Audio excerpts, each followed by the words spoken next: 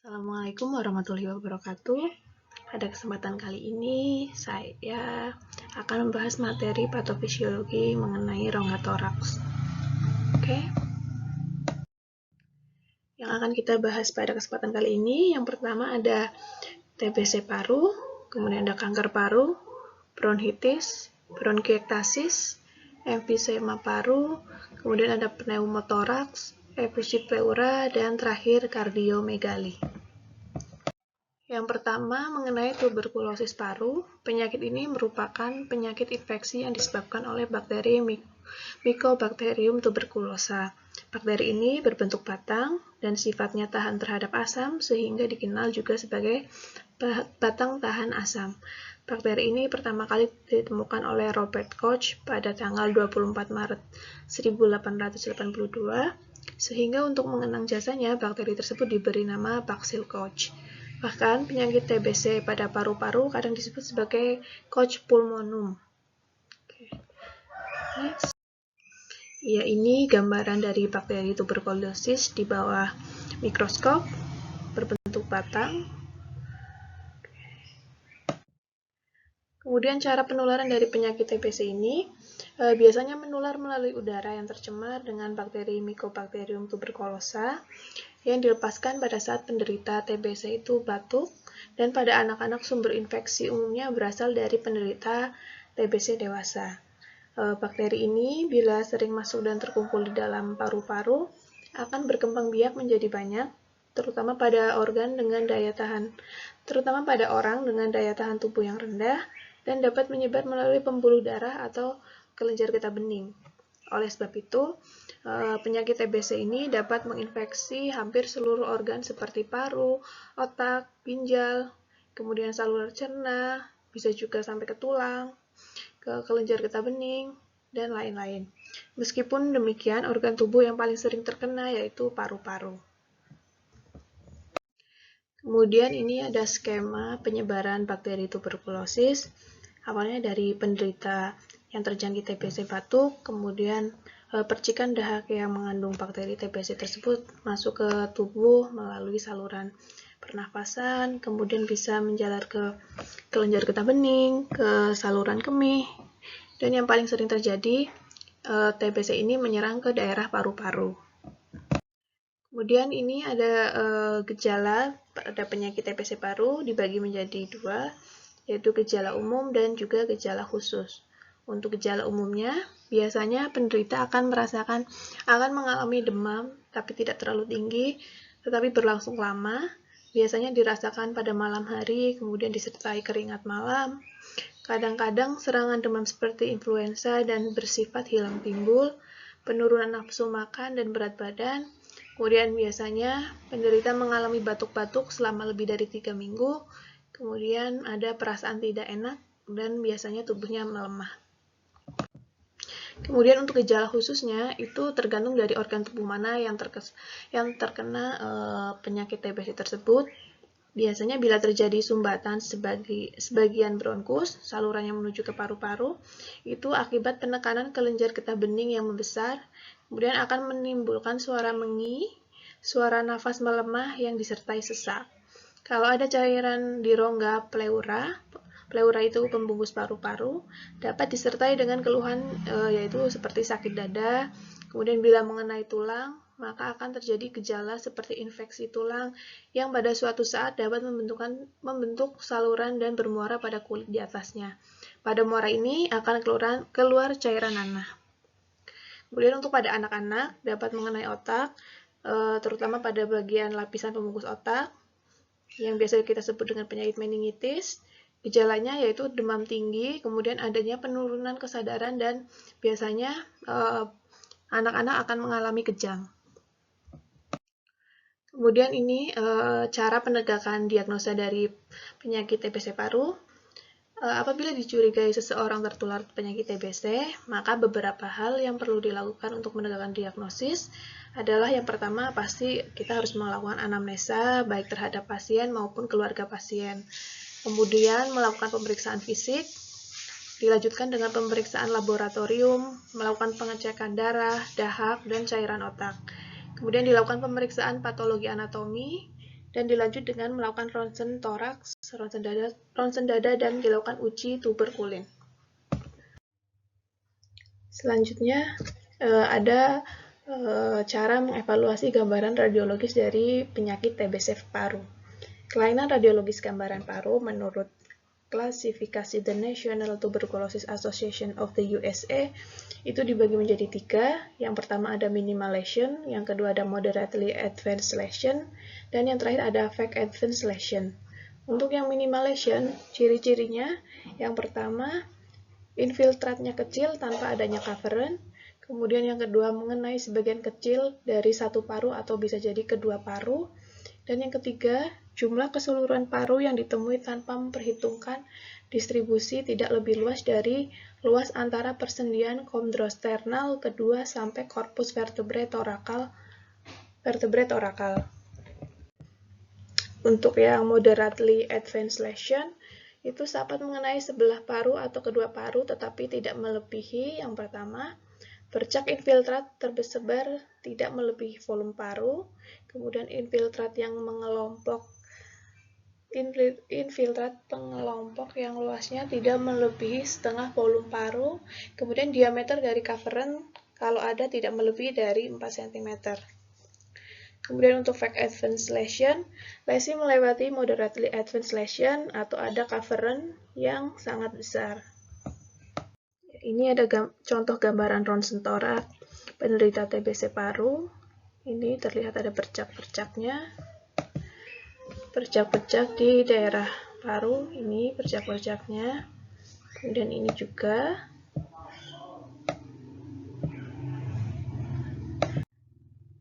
Nah, ini dia di apex paru, bercaknya. Ini dia menyerang kedua paru, kedua sisi paru. Ini juga salah satu contoh gambaran ronsen toraks pada penderita TBC paru.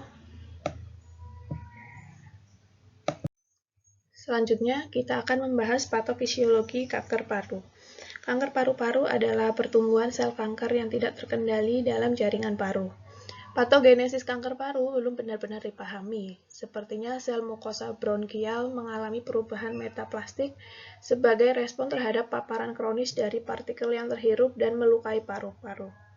Sebagai respon dari luka seluler, proses reaksi dan radang akan berevolusi. Sel basal mukosa akan mengalami proliferasi dan terdiferensiasi menjadi sel goblet yang mensekresi mukus.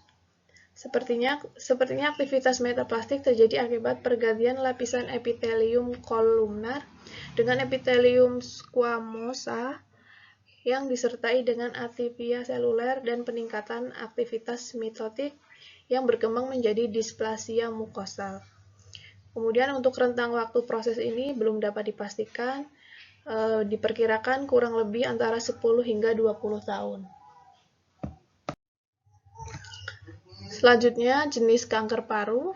Lebih dari 90% kanker paru berawal dari bronkus, hingga kanker paru ini disebut dengan karsinoma bronkogenik, yang dibagi menjadi karsinoma sel squamosa, karsinoma sel kecil, karsinoma sel besar, adenokarsinoma paru, karsinoma sel alveolar berasal dari alveoli di dalam paru-paru.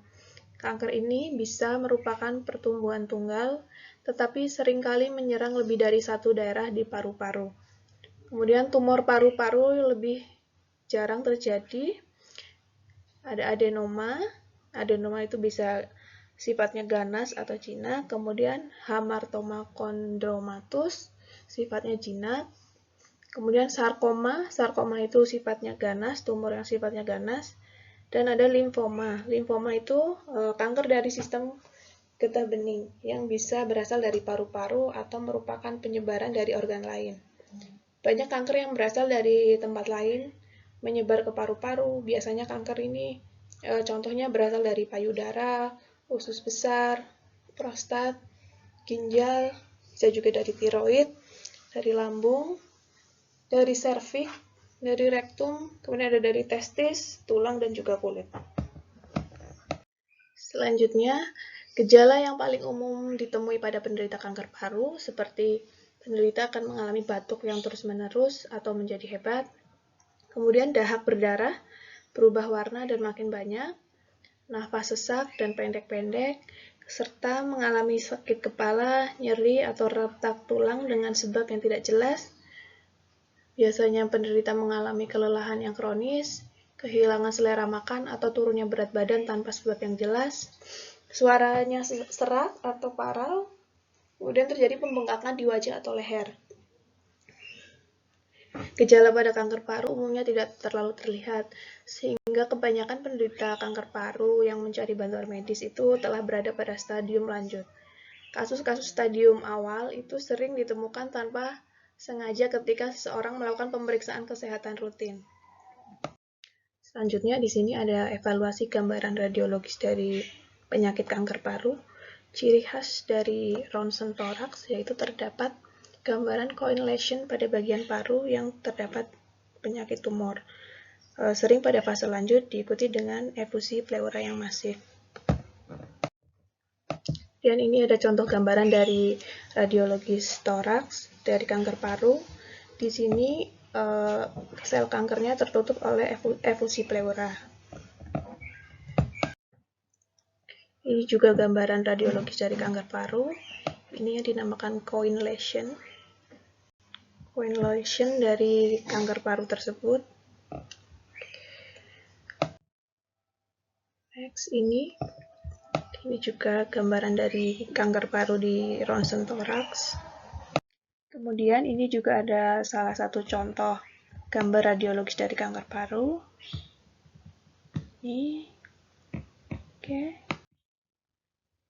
Ini gambaran CT scan pada penderita kanker paru. Dari potongan aksial kita terlihat ini massa dari tumornya, kanker parunya. Selanjutnya di sini juga ada gambaran dari CT scan toraks pada penderita kanker paru. Jadi ini ada CT toraks potongan koronal, terlihat nodul-nodul paru di area paru. Ini coin lesion yang menandakan kanker paru. Selanjutnya, kita akan membahas patofisiologi dari penyakit bronkitis. Penyakit bronkitis ini merupakan suatu penyakit peradangan pada cabang tenggorokan, yaitu di daerah bronchus. Bronchus itu saluran udara yang ke paru-paru.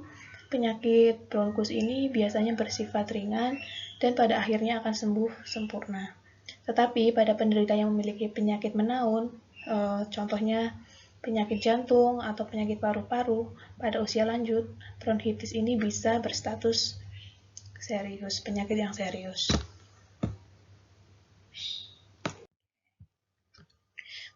Penyebab dari penyakit bronkitis ini, untuk bronkitis infeksiosa itu disebabkan oleh virus, bakteri, dan juga organisme yang menyerupai bakteri. Serangan bronkitis berulang bisa terjadi pada pengkonsumsi rokok dan penderita penyakit paru-paru dan saluran pernafasan yang menaun. Infeksi berulang bisa merupakan akibat dari penyakit sinusitis yang kronis, kemudian ada bronkiektasis, ada riwayat alergi, kemudian pembesaran amandel dan adenoid pada anak-anak. Sedangkan untuk bronkitis iritatif bisa disebabkan oleh berbagai jenis debu, kemudian adanya asap dari asam kuat, amonia, beberapa pelarut organik, klorin, hidrogen, sulfida, kemudian ada sulfur dioksida dan bromin. Bisa juga disebabkan karena polusi udara yang menyebabkan iritasi ozon dan nitrogen dioksida. Yang terakhir disebabkan karena tembakau dan rokok lainnya. Kemudian di sini ada gejala dari penyakit bronkitis, yaitu yang pertama batuk berdahak, kemudian sesak nafas, penderita sering mengalami infeksi saluran pernafasan, kemudian badan terasa lelah, terjadi pembengkakan pada kaki, tangan, wajah, atau selaput lendir yang berwarna kemerahan. Kemudian pipi biasanya tampak kemerahan. Kemudian penderita juga biasa mengalami sakit kepala dan juga gangguan penglihatan. Untuk bronkitis infeksiosa, sering dimulai dengan gejala seperti pilek, yaitu hidung meler, kemudian badan terasa lelah, menggigil, merasa sakit punggung, dan otot juga sakit, dan juga akan mengalami demam ringan dan nyeri tenggorokan. Batuk ini biasanya merupakan tanda dimulainya dari penyakit bronkitis. Pada awalnya batuk tidak berdahak, tetapi 1-2 hari kemudian akan mengeluarkan dahak yang berwarna putih atau kuning. Kemudian dahak akan bertambah banyak, kemudian berubah warna menjadi warna hijau. Pada bronkitis berat, setelah sebagian besar gejala lainnya membaik, kadang terjadi demam tinggi selama 3-5 hari dan batuk bisa menetap selama beberapa minggu. Sesak nafas terjadi jika saluran udara tersumbat. Sering ditemukan bunyi napas mengi, terutama setelah batuk, bisa terjadi penyakit pneumonia. Kemudian ini ada gambaran radiologis dari penyakit bronkitis.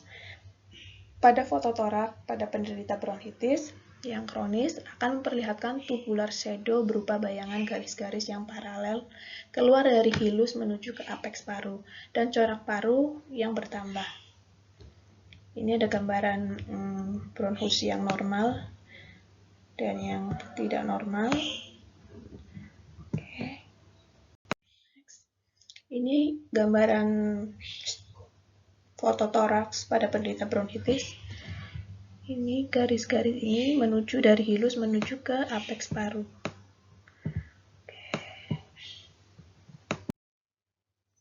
Ini juga foto dari fototoraks dari penderita paru.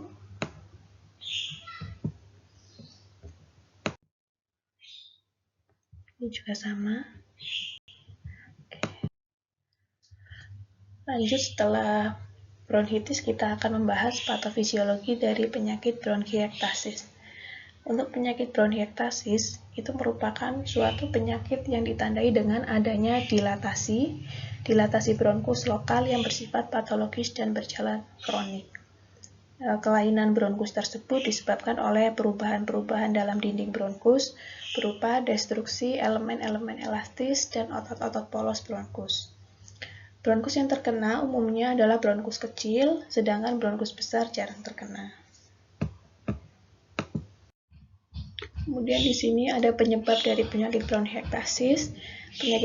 Penyebab dari penyakit bronkiektasis ini dibagi menjadi dua. Yang pertama, penyebab bronkiektasis yang dikarenakan kelainan kongenital atau bawaan sejak lahir.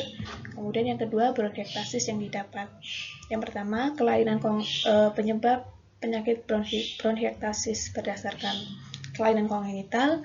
Dalam hal ini, bronkiektasis terjadi sejak individu masih dalam kandungan. Faktor genetik atau faktor pertumbuhan dan perkembangan fetus ini memegang peran penting dalam penyakit bronkiektasis ini. Kemudian untuk bronkiektasis yang didapat, itu sering merupakan kelainan yang didapat dan kebanyakan merupakan akibat dari proses. Yang pertama ada infeksi dan yang kedua ada obstruksi bronkus. Untuk yang infeksi, itu sering terjadi sesudah seseorang anak menderita pneumonia yang sering kambuh dan berlangsung lama. Pneumonia ini umumnya merupakan komplikasi pertusis maupun influenza yang diderita semasa anak, kemudian tuberkulosis paru, dan sebagainya. Untuk yang obstruksi bronkus, yang dimaksud ini dapat disebabkan oleh berbagai macam sebab seperti corpus alineum atau benda asing, kemudian terjadi karena karsinoma bronkus, atau tekanan dari luar lainnya terhadap bronkus. Selanjutnya, gejala dari bronkiektasis. Ciri khas dari penyakit ini adalah adanya batuk kronik disertai produksi sputum, adanya hemoptisis, dan pneumonia berulang. Biasanya tanda-tandanya batuk produktif berlangsung kronik, hemoptisis terjadi pada kira-kira 50% kasus bronkiektasis, kemudian dry bronkiektasis, hemoptisis merupakan gejala satu-satunya. Sesak nafas, pada sebagian besar pasien ditemukan keluhan sesak nafas. Kemudian juga biasanya terjadi demam. Selanjutnya, evaluasi gambaran dari ronsen toraks pada penderita bronkiektasis.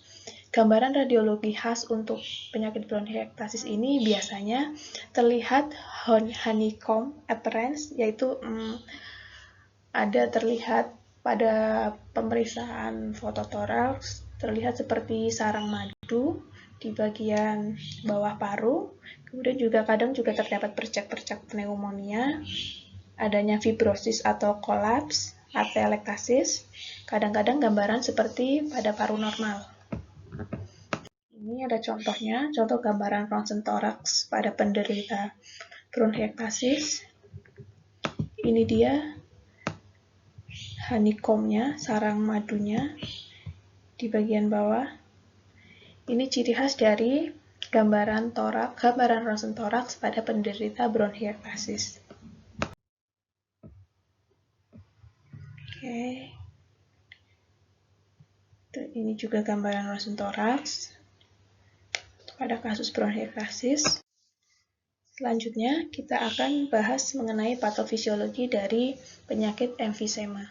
Penyakit ini merupakan salah satu penyakit paru obstruktif yang kronis. Penyakit ini gejala utamanya yaitu penyempitan saluran nafas karena kantung udara di paru itu menggelembung secara berlebihan dan mengalami kerusakan yang luas. Untuk emfisema ini dibagi menjadi dua, yaitu ada emfisema obstruktif dan non-obstruktif. Gejala dari penyakit ini pada awalnya gejalanya berupa seperti pada penyakit bronkitis kronis, yaitu nafas terengah-engah, kemudian dada berbentuk seperti tong, otot leher tampak menonjol, penderita sampai membungkuk, kemudian bibir tampak kebiruan, berat badan dari penderita menurun akibat nafsu makan yang menurun, serta batuk yang menahun.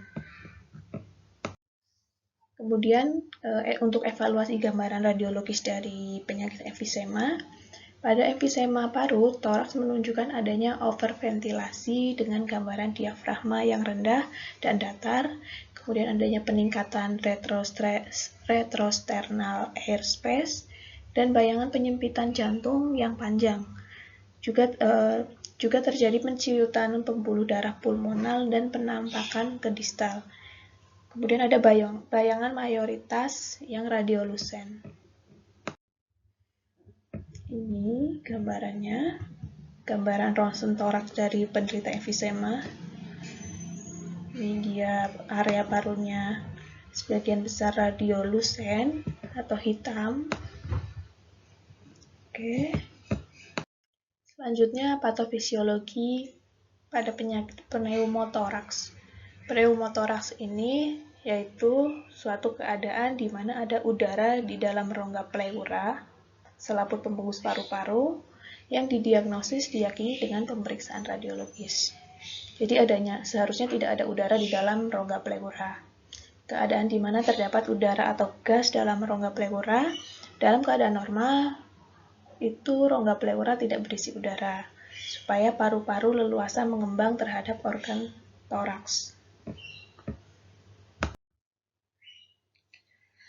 Penyebab masuknya udara ke dalam rongga pleura dibedakan menjadi 4.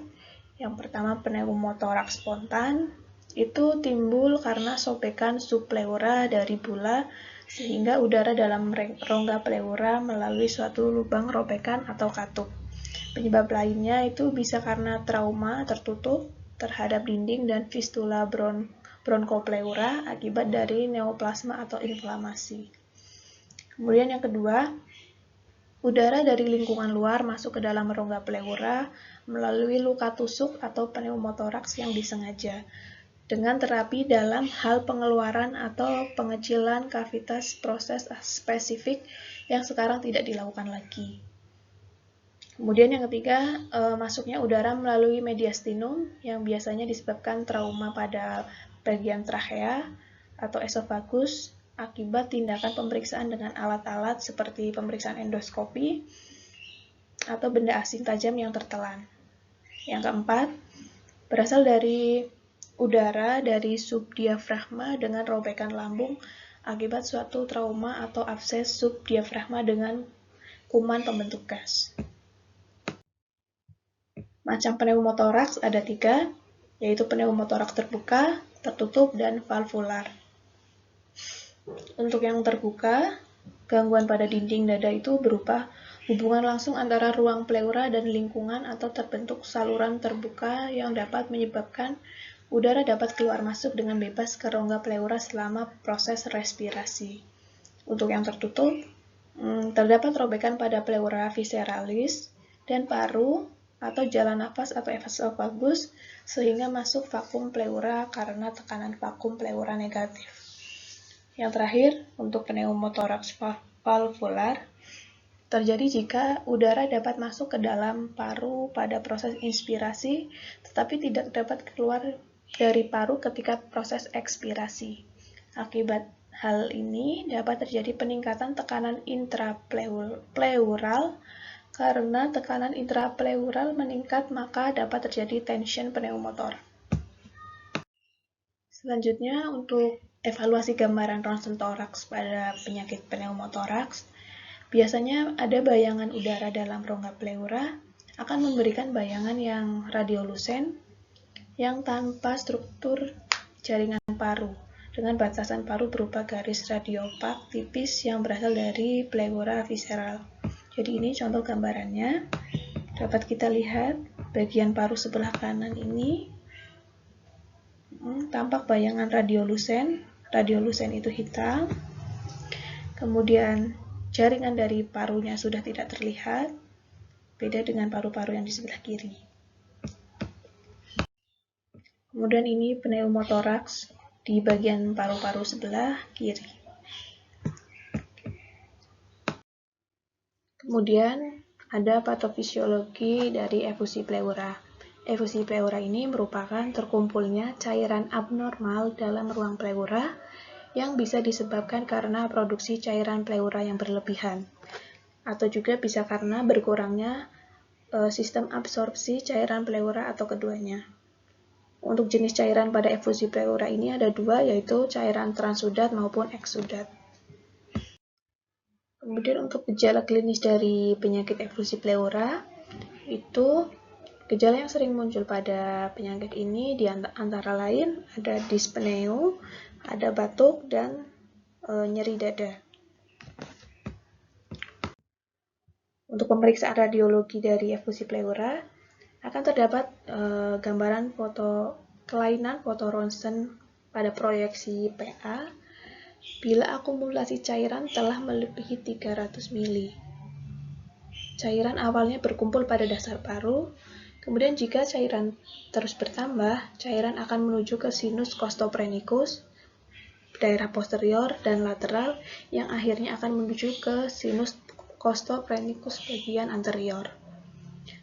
Kemudian untuk bagian diafragma dan sinus costophrenicus akan tidak terlihat jika cairan mencapai 1000 ml. Jika pada foto PA tidak jelas, kemudian lakukan foto ronsen dengan lateral decubitus. Ini ada contoh gambaran ronsen toraks pada penderita efusi pleura. Bisa kita lihat sinus costophrenicus di bagian paru sebelah kiri sudah tidak terlihat, tertutup oleh cairan. Kemudian cairan sudah menutupi sebagian besar dari paru-paru sebelah kiri. Ini juga gambaran efusi pleura. Sinus costophrenicus sudah tidak terlihat. Ini juga. Selanjutnya ada patofisiologi dari kardiomegali. Kardiomegali ini merupakan suatu kondisi di mana jantung membesar dengan rasio kardiotoraks lebih dari 0,5. Hal ini dapat dikaitkan dengan banyak penyebab, tetapi sebagian besar karena output dari jantung yang rendah jika tidak disebut sebagai gagal jantung. Sebuah rasio dari kardiotoraks adalah cara untuk mengukur ukuran jantung seseorang. Dalam hal ini, kardiomegali terjadi jika jantung lebih dari 50% lebih besar dari diameter bagian dalam rongga dada seseorang. Oke, ini cara menghitungnya, yaitu cardiothorax ratio itu penjumlahan antara jarak MSP dengan dinding kanan terjauh jantung Ini yang gambar A ini. Jadi MSP dari vertebrae, tulang vertebrae ditarik ke sisi kanan terluar dari jantung. Kemudian yang B, ini jarak MSP dengan dinding kiri yang terjauh dari jantung. Kemudian itu dijumlahkan, dibagi dengan jarak titik terluar bayangan paru kanan dan kiri. Jadi ini diukur panjang gambaran paru kanan sampai paru kiri yang terluar. Jika hasil CTR lebih dari 0,5, maka dikategorikan sebagai kardiomegali. Penyebab dari kardiomegali ini bisa terjadi karena tekanan darah tinggi, gagal jantung kongestif, ada hipertensi penyakit jantung, kemudian ada jaringan ikat penyakit. Bisa juga kardiomegali ini disebabkan karena latihan yang berlebihan dan lama menderita anemia. Bisa juga karena kurang olahraga juga dapat menyebabkan penyakit kardiomegali ini. Biasanya jantung membesar ketika organ harus bekerja lebih dari biasanya dan memompa lebih banyak darah. Ini juga contoh gambaran Rosentorach dari penyakit kardiomegali. Sama, kardiomegali juga. Oke, baik. Sekian presentasi dari Ibu. Semoga bermanfaat. Mohon maaf apabila banyak kesalahan. Wassalamualaikum warahmatullahi wabarakatuh.